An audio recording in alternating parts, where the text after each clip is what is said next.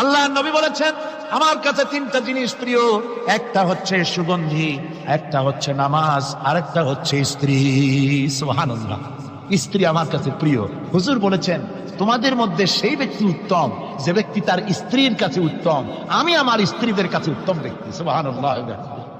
রাসূলুল্লাহ স্ত্রীকে কত ভালোবাসতেন। বিশ্বনবী রাজনৈতিক কর্মকাণ্ড চালাচ্ছেন, যুদ্ধের দামামা বাঁচতেছে, চতুর্দিকে কত অশান্তি, সবকিছু চলছে, স্ত্রীর হক আদায় করতে ভুলে যাননি।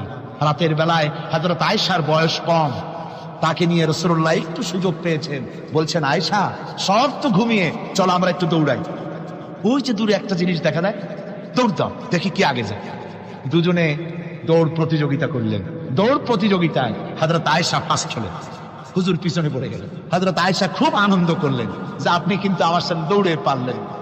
পরবর্তী কিছু কাল যাওয়ার পর হযরত আয়েশা বলেন হুজুর আজকে আবার বললেন যে চলো আয়েশা একটু দৌড়াই। হযরত আয়েশা বলছে